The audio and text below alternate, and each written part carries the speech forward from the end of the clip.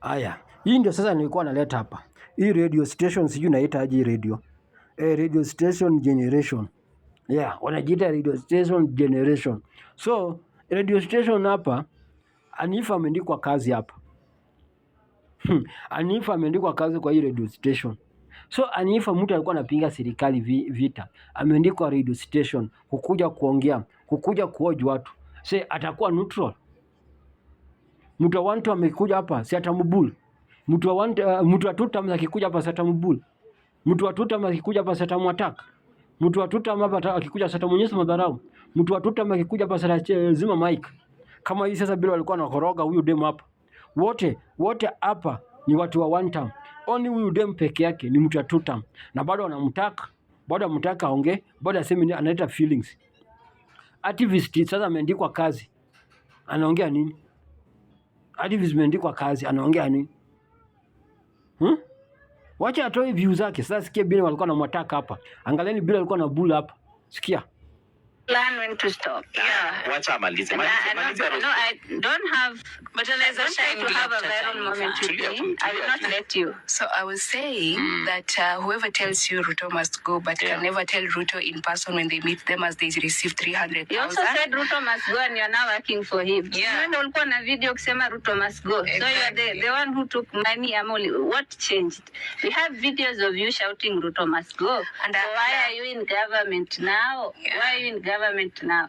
So no, don't have a viral moment with me. So just say this is how you treat your visitors. That was actually I'm giving not my final remarks because just she have has your asked remarks me kindly and just go.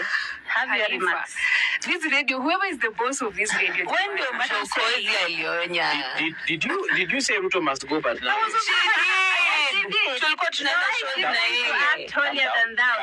Calm down. Hapa sio vita. Tunauliza tu swali. So, hizo vitu Anifa anasema ni ukweli ama ni uongo? I was on the streets in 2023 during the Sufuria movement. Right. I was on the streets in 2024. I was on the streets in 2024. Tunaenda shows na yeye na sema Ruto must go.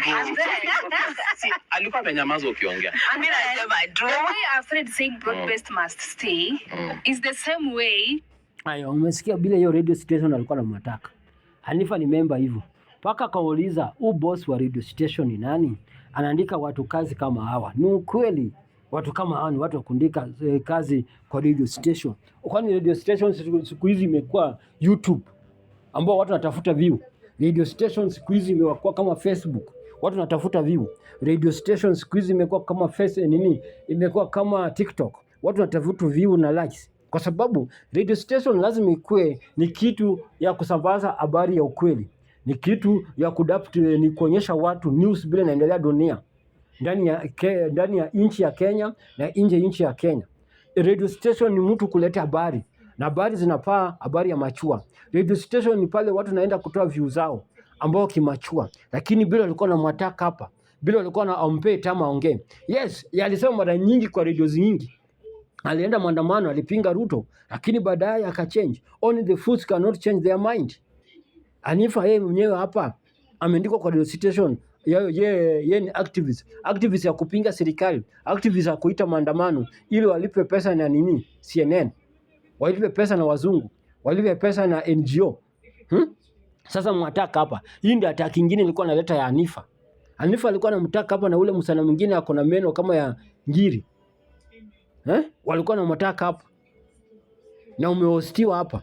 Na tena hii interview haikuwa mzuri kwa sababu gani? Uwezi leta watu wa one term wawili na mtu wa one term ni moja, lakini huyu mtu ni watu wa two term ni moja na watu wa two term ni moja na watu wa one term ni mbili. Uwezi leta kwa interview kama hiyo.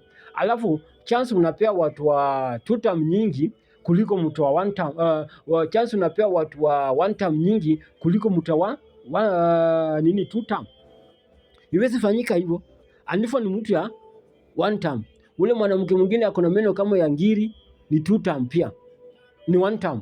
So Anifa na ule ako one term plus the owner of the radio station ni one term.